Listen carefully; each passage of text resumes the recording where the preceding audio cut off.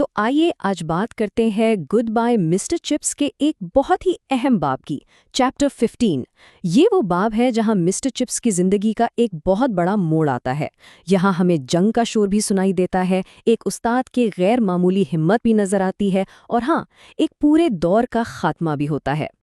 اچھا، تو آج ہم اس باب کو کیسے سمجھیں گے؟ سب سے پہلے تو اردو میں اہم نکات پر ایک نظر ڈالیں گے۔ پھر ہم دیکھیں گے کہ اس فضائی حملے کے دوران کلاس میں کیا ہوا، جنگ کے خاتمے کا کیا اثر ہوا، اور پھر آخر میں ہم اس باب کا خلاصہ کریں گے، کچھ سوالات پر غور کریں گے اور مشکل الفاظ کے معنی بھی جانیں گے۔ تو چلیے شروع کرتے ہیں باب 15 کے اہم نکات سے۔ دیکھتے ہیں کہ اس چیپٹر کے 3 سب سے بڑے واقعات کون سے ہیں۔ اس پورے باب کی کہانی ان 3 چیزوں کے گرد گھومتی ہے۔ پہلی بات، فضائی حملے کے دوران مسٹر چپس کا اپنی کلاس کو پڑھاتے رہنا۔ دوسری، جنگ کے خاتمے کا وہ تاریخی اعلان۔ اور تیسری اور شاید سب سے حیران کن بات، ٹھیک اسی دن مسٹر چپس کا استعفیٰ دے دینا۔ اب آتے ہیں اس باب کے سب سے ڈراماٹک، سب سے یادگار منظر پر۔ ذرا تصور کریں، رات کا وقت ہے، جنگ کی ہولناکی ہے اور بروک فیلڈ کے اوپر فضائی حملے کا خطرہ ہے۔ تو ہوا یہ کہ ایک چاندنی رات تھی اور اچانک فضائی حملے کا سائرن بجنے لگا۔ مسٹر چپس اپنی لوئر 4th کلاس کو لاطینی پڑھا رہے تھے۔ باہر توپوں کی گن گرج تھی، لیکن وہ سب اسکول کی نچلی منزل پر تھے، جو اس وقت بروک فیلڈ میں سب سے محفوظ جگہ تھی۔ اور یہیں پر مسٹر چپس کی شخصیت کا کمال نظر آتا ہے۔ وہ لڑکوں کے چہروں پر خوف دیکھ کر بڑے آرام سے ایک طنزیہ جملہ کہتے ہیں، رابرٹسن، مجھے اندازہ ہے کہ اس وقت تمہیں 2000 سال پرانے سیزر کے قصوں سے زیادہ باہر گرنے والے بموں کی فکر ہوگی۔ اور بس اس ایک جملے سے وہ ساری ٹینشن ہوا میں اڑا دیتے ہیں۔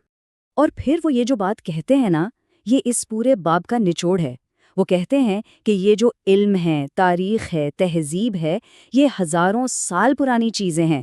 یہ اتنی کمزور نہیں کہ کوئی لیبارٹری میں بیٹھا سائنسدان کوئی نیا ہتھیار بنا کر انہیں ختم کر دے۔ مطلب صاف تھا، جنگیں آتی جاتی رہتی ہیں، لیکن علم اور تہذیب ہمیشہ زندہ رہتی ہیں۔ اور پھر وہ کہتے ہیں، چلو اپنا کام دوبارہ شروع کرتے ہیں۔ یہ صرف ایک جملہ نہیں تھا، اس ایک جملے سے وہ ان ڈرے ہوئے لڑکوں کے لیے ایک چٹان کی طرح کھڑے ہو گئے۔ انہوں نے روٹین کو، معمول کے کام کو اس افراتفری میں ایک سہارا بنا دیا۔ اچھا، تو حملے کی وہ رات تو جیسے تیسے گزر گئی، لیکن اس کے فوراً بعد جو ہوا وہ تاریخ بدلنے والا تھا۔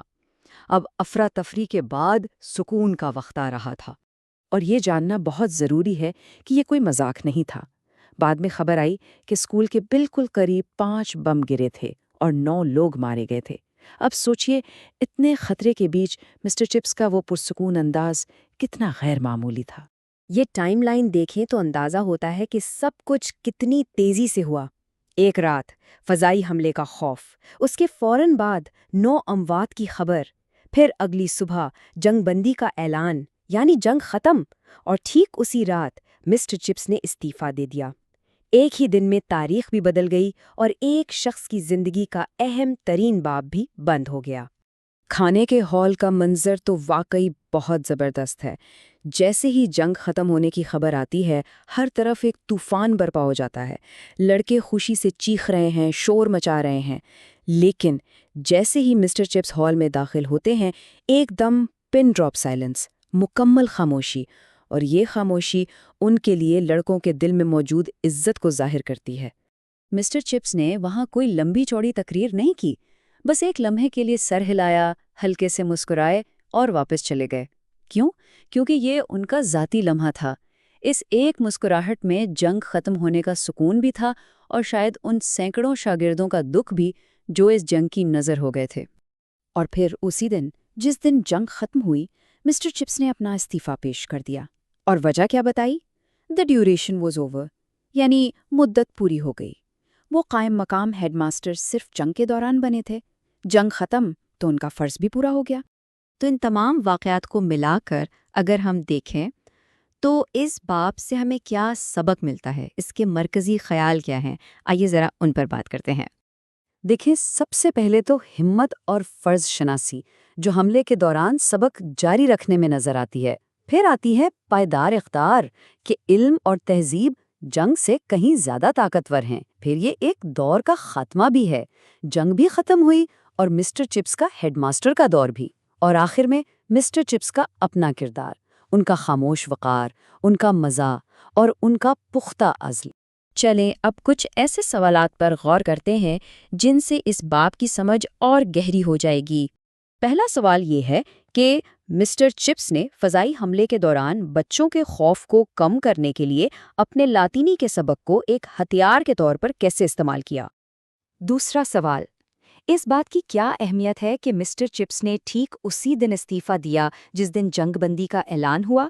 یہ ان کی شخصیت کے بارے میں ہمیں کیا سکھاتا ہے؟ اور تیسرا سوال یہ کہ آپ کے خیال میں مسٹر چپس نے کھانے کے ہال میں کوئی فاتحانہ تقریر کیوں نہیں کی؟ کیوں صرف ایک خاموش مسکراہٹ پر اکتفا کیا؟ اس کے پیچھے کیا احساسات چھپے ہو سکتے ہیں؟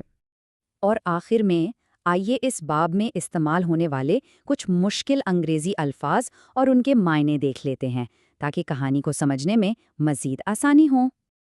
پہلا لفظ ہے ریوربریٹنگ، یعنی گونجتی ہوئی آواز۔ پھر ہے شریپنل، جس کا مطلب ہے بم یا گولے کے چھوٹے چھوٹے ٹکڑے۔ ڈونٹلیس کہتے ہیں کسی نڈر یا بہادر شخص کو۔